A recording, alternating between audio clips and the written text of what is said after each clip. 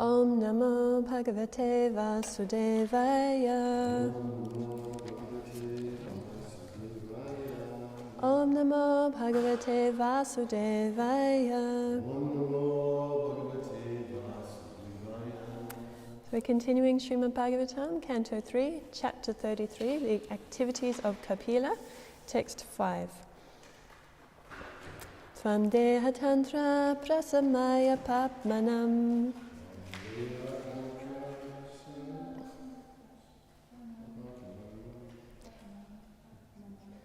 Let's try again. Tvam deha tantra prasamaya papmanam.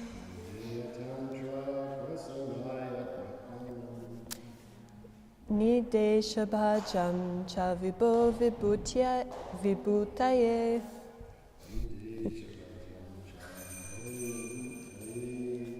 Yatavataras tava sukkaradayas. Tatayam apyatma patop alabdaye.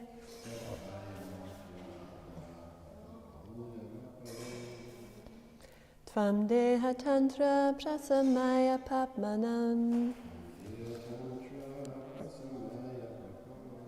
Nidesha bhajam cha vibho vibhutaye.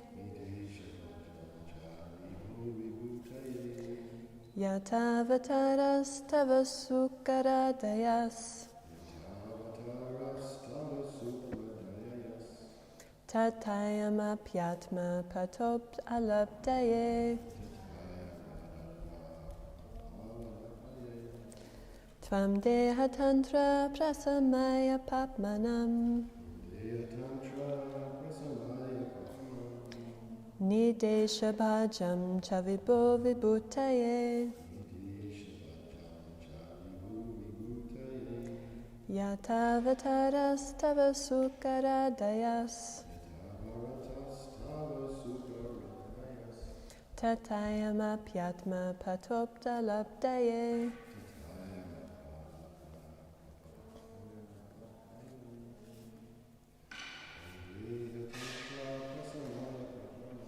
Tvam deha tantra prasamaya papmanam. Nidesha bhajam cha vibho vibhutaye. Yatavataras tava sukkaradayas. Tatayam apyatma patop alabdaye.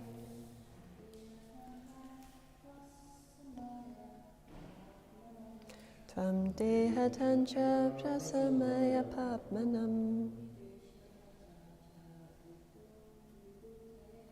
Nidesha bhajam cha vibho vibhutaye. Yatavataras tava sukkaradayas.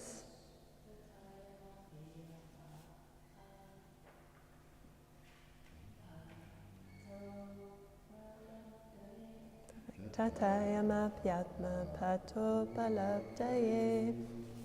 Tvam, you, deha, this body, tantra, have assumed, prasamaya, for the diminution, papmanam, of sinful activities, nidesha bhajam, of instructions in devotion, cha, and vibho, O my Lord, vibhutaye, for the expansion, yata, as, avatara, incarnations, tava, your, sukkara adaya, the boar and other forms, tata, so, ayam, this incarnation as of Kapila,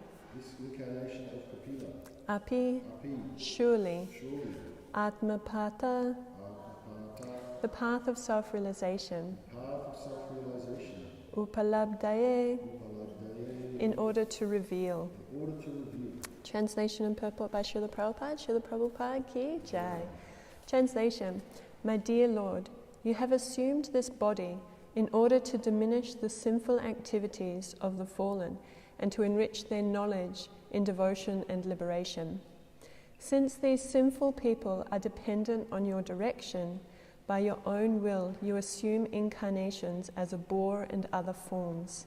Similarly, you have appeared in order to distribute transcendental knowledge to your dependents. Purport. In the previous verses, the general transcendental qualifications of the Supreme Personality of Godhead were described. Now the specific purpose of the Lord's appearance is also described. By his different energies, he bestows different kinds of bodies upon the living entities, who are conditioned by their propensity to lord it over material nature. But in course of time, these living entities become so degraded that they need enlightenment. It is stated in Bhagavad Gita that whenever there are discrepancies in the discharge of the real purpose of this material existence, the Lord appears as an incarnation. The Lord's form as Kapila directs the fallen souls and enriches them with knowledge and devotion so that they may go back to Godhead. There are many incarnations of the Supreme Personality of Godhead, like those of the boar, the fish, the tortoise, and the half-man, half-lion. Lord Kapila is also one of the incarnations of Godhead. It is accepted herein that Lord Kapila appeared on the surface of the earth to give transcendental knowledge to the misguided, conditioned souls. Om Jnana Timirandasya Jnananjana Shalakaya Chakshurun Militam Yena Tasmai Shri Guruve Namaha. Jai Shri Krishna Chaitanya Prabhu Nityananda Shri Advaita Gadadhar Shivasari Gaura Bhakta Vrinda. Hare Krishna Krishna Krishna Hare Hare, Hare Rama Rama Rama Hare Hare. We're hearing these beautiful verses spoken by Mother Devahuti to her son and the Supreme Lord, Kapila Dev. And this prayer today is very wonderful.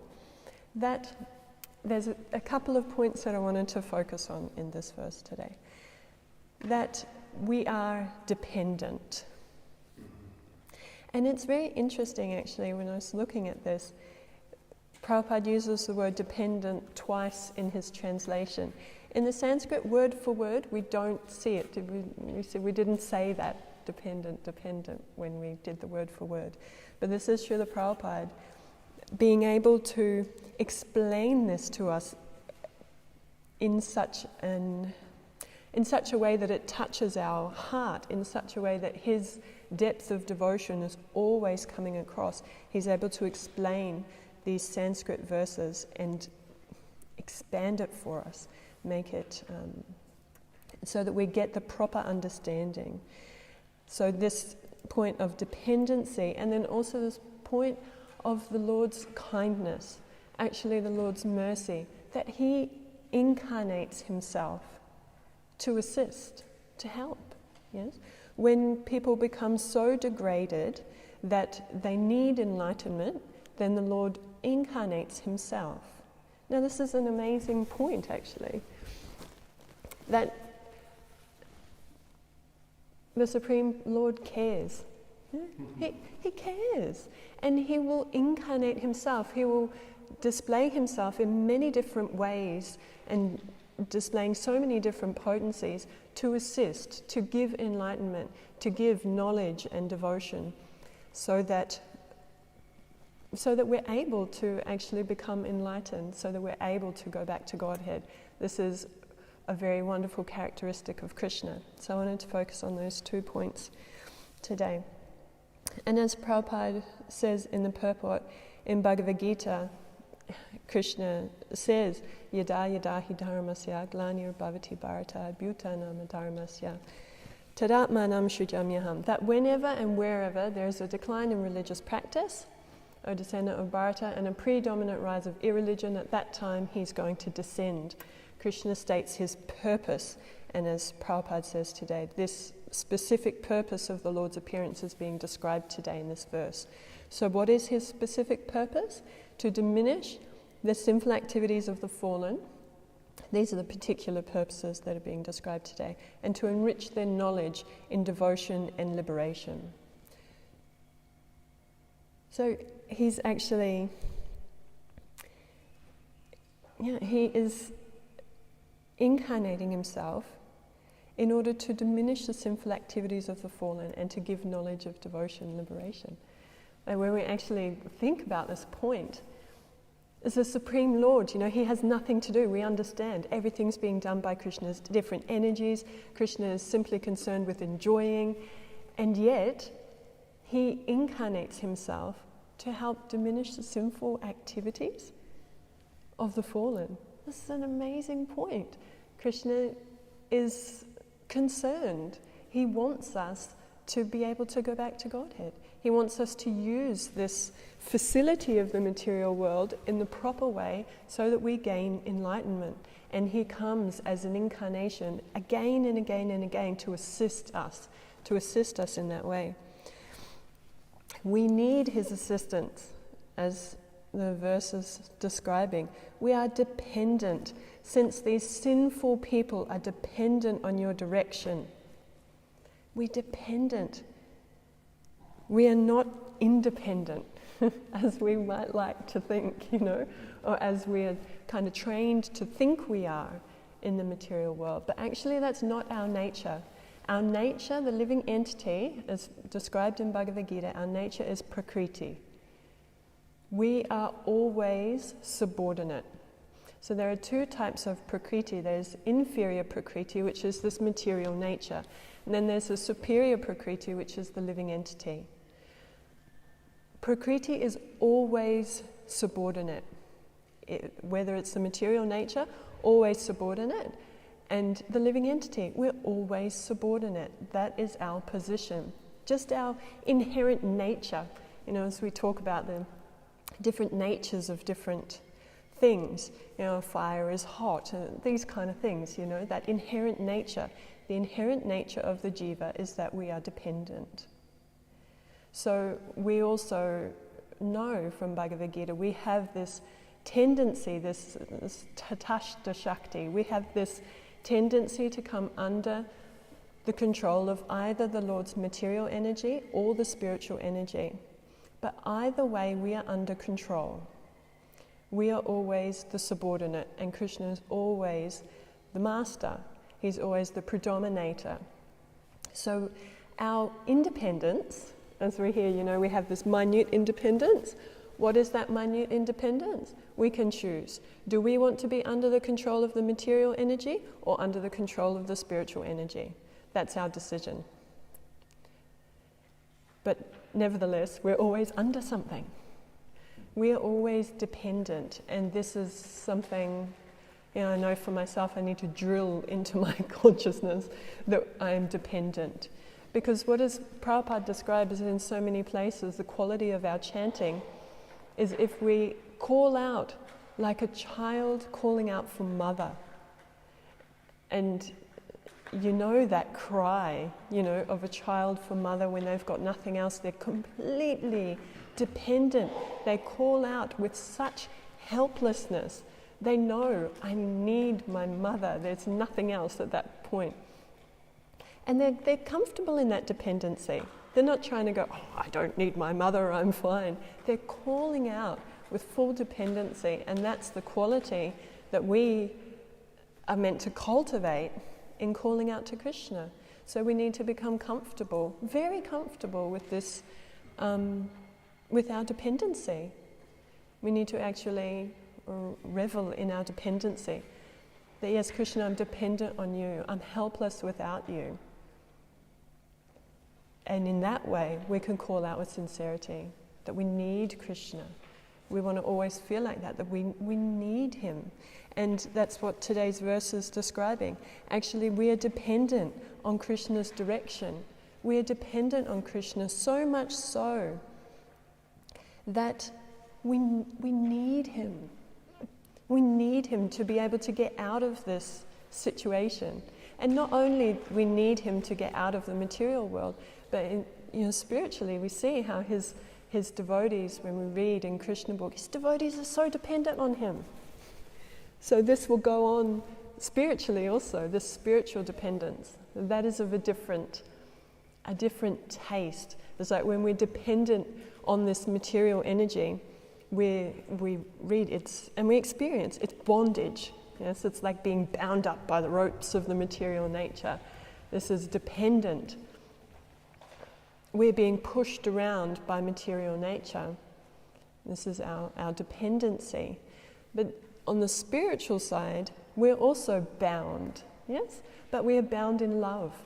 And so it's a very different quality. The residents of Vrindavan are bound to Krishna. They're tied with ropes to Krishna, but ropes of love. And when we are dependent on the material energy, we are bound up with ropes that have like thorns in them or something, you know. It's not ropes of love, it's ropes of agony. Yeah. But when we're bound to Krishna, we're always dependent. This is our choice. I was thinking about this last night as I was going to sleep. I was like, wow, this is my choice. You know, where am I going to be bound? What kind of ropes will I be bound by? Because by nature I am dependent. I'm completely dependent.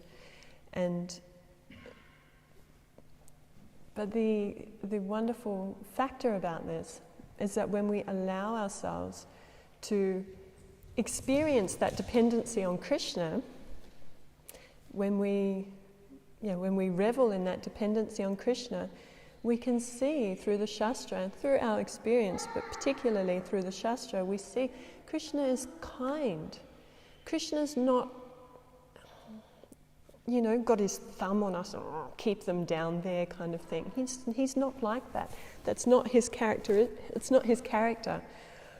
So this sentence in the verse, since these sinful people are dependent on your direction, by your own will you assume incarnations. Yes. So the Lord, by his own will, because he loves us, because he cares, he assumes incarnations to assist us, to help us, to distribute knowledge of devotion, to display the path of devotional service. He's taking an interest. He's taking personal interest. He has personal interest in each and every one of us, and in that, then he will incarnate himself in so many different forms. What is needed, then he will incarnate in that way. And I was thinking of one example of dependency of the devotee and the Lord's kindness in this incarnation. Of course, there are so many. We have the classic Prahlad Maharaj, Lord Nrsingadev, the dependency of Prahlad, complete dependency, and the Lord appeared in this incarnation to save him, to protect him, to assist him. And we have, as we know, the wonderful devotee Advaita Acharya. He is the one who was calling for Lord Chaitanya to appear in utter dependency. Now, Advaita Acharya, as we know, he appeared quite a bit before Lord Chaitanya. He was in that, Lord Chaitanya is like senior in that sense. He appeared before Lord Chaitanya. And the devotees who appeared before Lord Chaitanya, they were engaged in chanting Hare Krishna. They were performing Sankirtan Yajna before the appearance of Lord Chaitanya. The devotees then, the Vaishnavas then, who were under or associating with Advaita Acharya, they were all so pained in their heart to see the suffering condition of everyone in Kali Yuga. And out of their complete dependency on the Lord, they knew no one but an incarnation can help at this point in time. There's just no other way.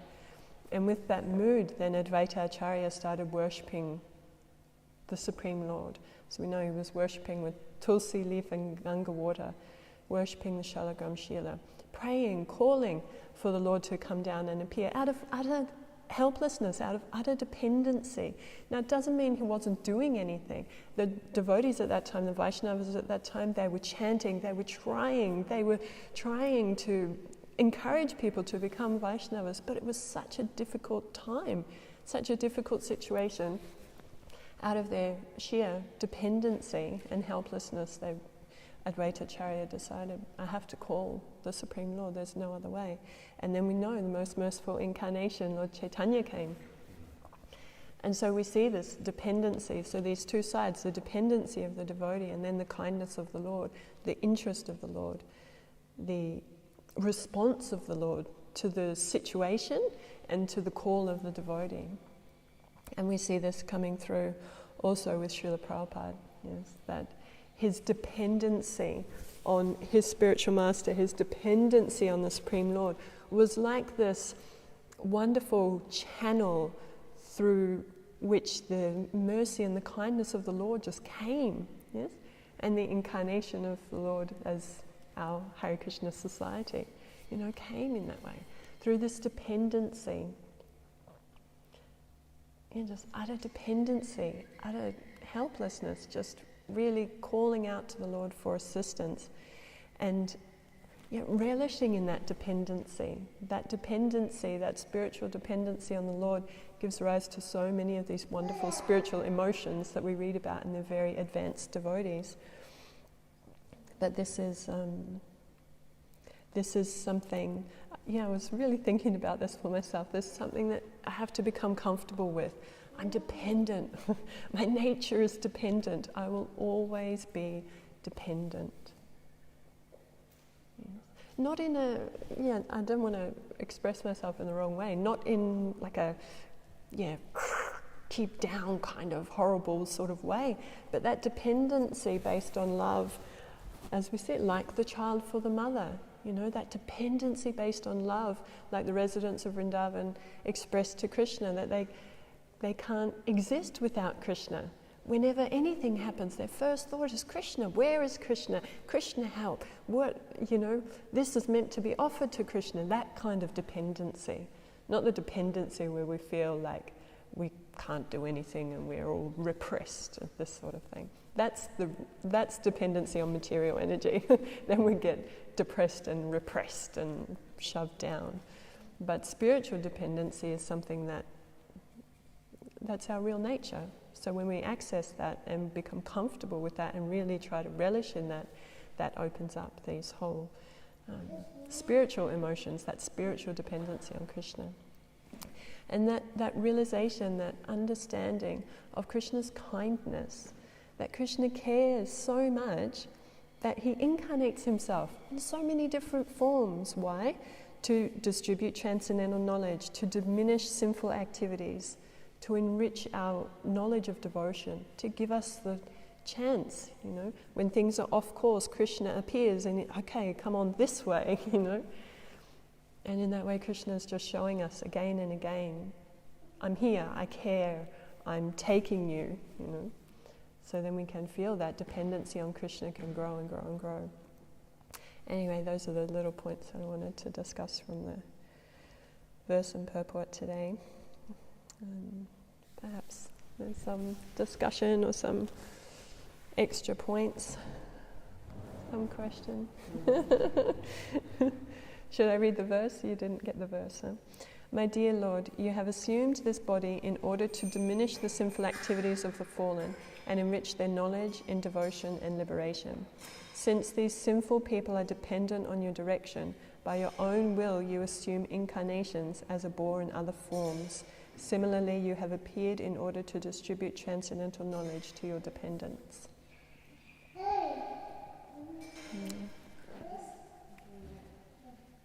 few days ago, I listened to a lecture from Mother Irma, and she was saying it was about karma. And she was saying how we can't really help anyone, or no one can actually help us. We're just agents delivering, like courier people. But then she said, what we can do is when we're trying to help someone spiritually, then we can actually make a change. And the devotee is giving mercy to the person that doesn't know about Krishna. And mercy means that they don't actually deserve it. We're just giving it without them having the qualification. Because she's saying that the only qualification for spirituality is greed, is desire. And if they don't have it, then the devotee has to give them mercy. And then she's saying that Krishna's mercy follows the devotee's mercy. So what you're saying, had this compassion, and then Krishna's mercy followed and let it happen. I thought that was really cool. Yeah. Like what we can do is just try, and then Krishna actually does everything. Yeah. Yeah. Yeah, definitely. So this word dependency you mentioned, I was thinking if we're dependent on the Lord, like he incarnates, but I was thinking we could also say he reveals himself. You know, so he can reveal himself to the devotees when we're depending on, we're calling out to him and whatever like that. So it's just another little aspect we can add to that. You know, he incarnates, but he actually reveals himself to us. You know, whether it's through the devotees initially, and then through the holy name and the deities and all those other aspects that come to us. And then with our understanding, you know, we understand that he's present everywhere in everyone's hearts. So then if we get the right vision, we can see, well, Krishna's here and he's here. Krishna's everywhere. You know, so and how to deal with Krishna. Then the dealings of the Vaishnavas come in and how to deal with the devotees properly, so that we can develop that vision of seeing Krishna everywhere.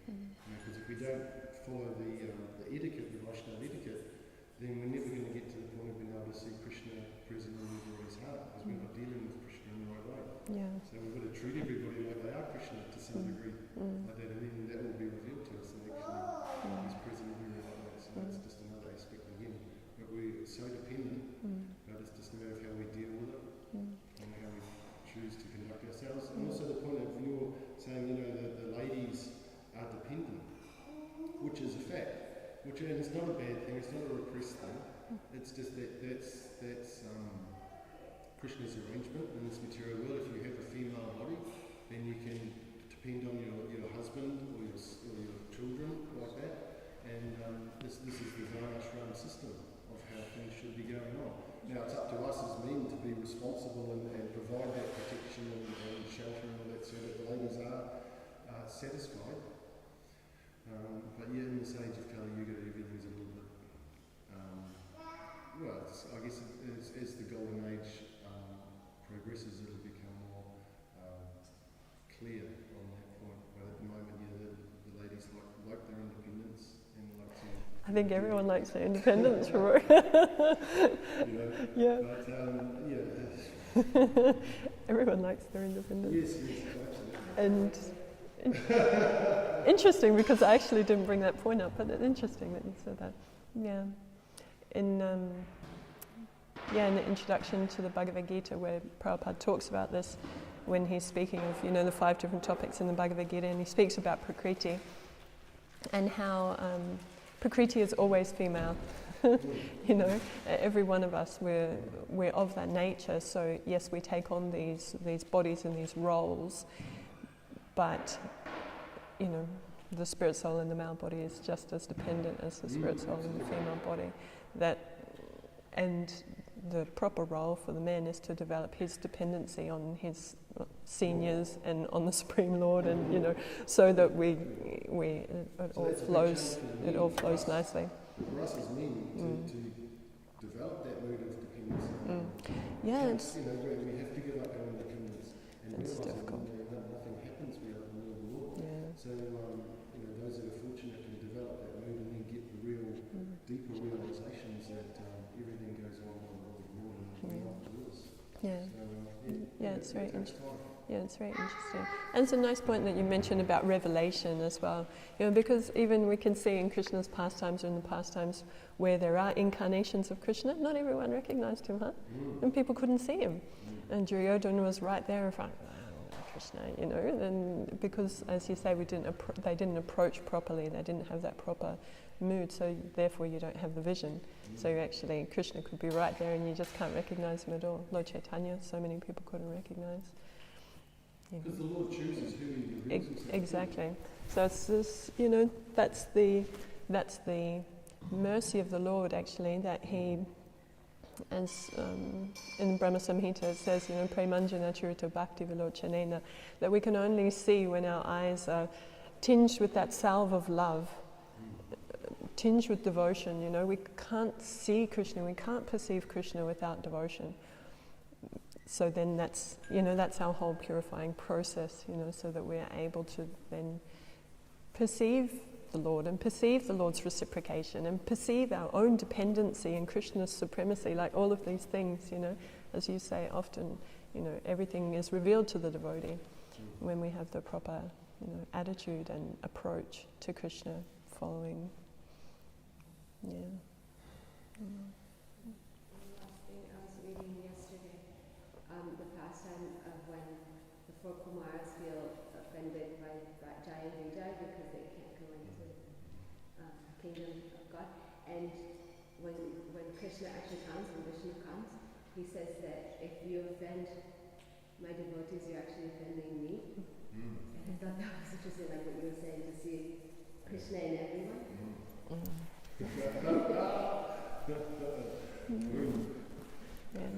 So it is, it's a very subtle science, and we can be trying like anything to make advancement, but if we are tripping ourselves up with our dealings, when Krishna's not going to go any further, he's the Supreme Lord and he knows exactly what we're thinking. Yeah. It's a bit scary at times, it's actually very scary. But again, that's why we're so dependent. My dear Lord, I keep failing in so many ways, please, reveal yourself to me so that I can get the right picture, so that I can see that you are in everyone's heart, because I'm struggling to see that. So, it just takes time and patience and practice, and we'll get there. Jai. Srila Prabhupada ki Jai. Srimad Bhagavatam ki Jai. Nitai Gaur Premanandi. Hari Hari Bol.